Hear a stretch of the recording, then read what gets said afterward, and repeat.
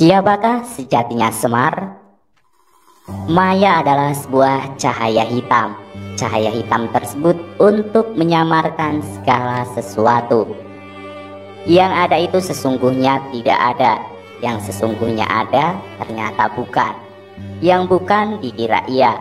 Yang wanter atau bersemangat hatinya hilang kewanterannya atau semangatnya sebab takut kalau keliru. Maya atau Ismaya, cahaya hitam juga disebut juga Semar yang artinya tersamar atau tidak jelas. Di dalam cerita pewayangan, Semar adalah putra Sang Hyang Wisesa. Ia diberi anugerah Mustika Manik Astagina yang mempunyai 8 daya, yaitu tidak pernah lapar, tidak pernah mengantuk, tidak pernah jatuh cinta, tidak pernah bersedih, tidak pernah merasa capek, tidak pernah menderita sakit, tidak pernah kepanasan, tidak pernah kedinginan. Kedelapan daya tersebut diikat pada rambut yang ada di ubun-ubun atau kuncungnya. Semar atau Ismaya diberi beberapa gelar, yaitu Batara Semar, Batara Ismaya, Batara Iswara, Batara Samara, Sang Hyang Jagatwungku, Sang Hyang Jatiwasesa, Sang Hyang Suryakanta. Ia diperintahkan untuk menguasai alam Sunyaruri atau alam kosong. Tidak diperkenankan menguasai manusia di alam dunia. Di alam Sunyaruri, Batara Semar dijodohkan dengan Dewi Sanggani, putri dari Sang Hyang Hening. Dari hasil perkawinan mereka lahirlah 10 anak, yaitu Betara Wungkuam atau Sang Hyang Bangkokan, Batara Siwa, Batara Wrahaspati, Batara Yamadipati, Batara Surya, Batara Chandra, Batara Kwera, Batara Tamburu, Batara Kamajaya, dan Dewi Sarmanasiti. Anak sulung yang bernama Batara Wungkuam atau Sang Hyang Bangkokan mempunyai anak cebol, ipel-ipel dan berkulit hitam. Anak tersebut diberi nama Semar Santa dan diperintahkan turun di dunia, tinggal di Padepokan Pujangkara. Semara Santa ditugaskan mengabdi kepada Resi Kanumanasa di pertapaan Sapta Arga. Dikisahkan munculnya Semara Santa di pertapaan Sapta Arga diawali ketika Semara Santa dikejar oleh 2 harimau.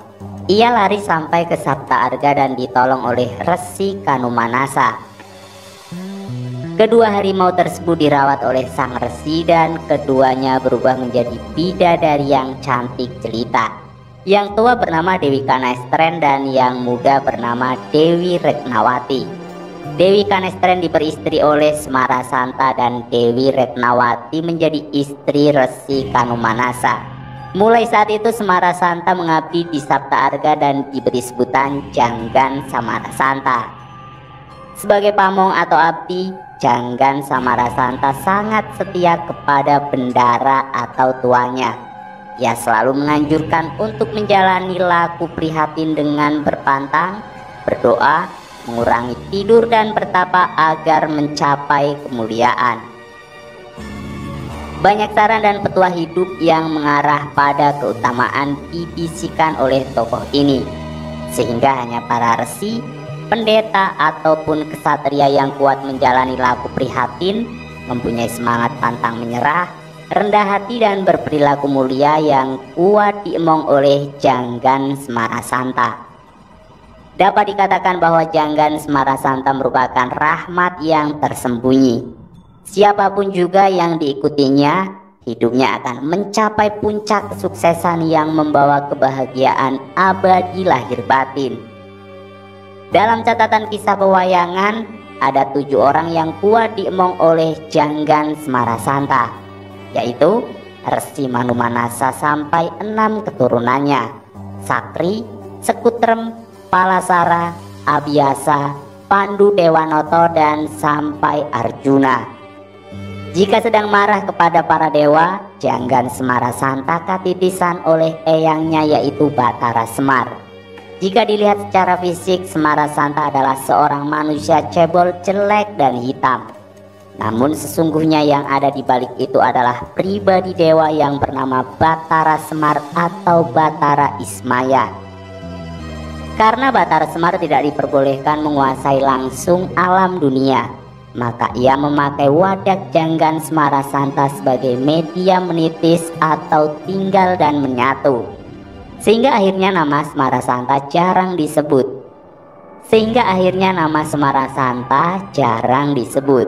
Ia lebih dikenal dengan nama Semar. Seperti telah diceritakan, Semar atau Ismaya adalah penggambaran sesuatu yang tidak jelas tersamar. Yang ada itu adalah Semarasanta, tetapi sesungguhnya Semarasanta tidak ada. Yang sesungguhnya ada adalah Batara Semar. Namun itu bukan Batara Semar.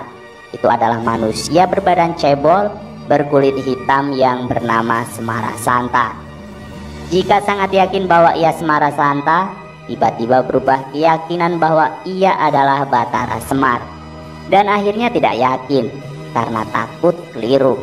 Itulah sesuatu yang belum jelas, maka disamarkan, yang digambarkan pada seorang tokoh Semar. Semar adalah sebuah misteri, rahasia sang pencipta. Rahasia tersebut akan disembunyikan kepada orang-orang yang egois, tamak, iri, dengki, congkak, dan tinggi hati.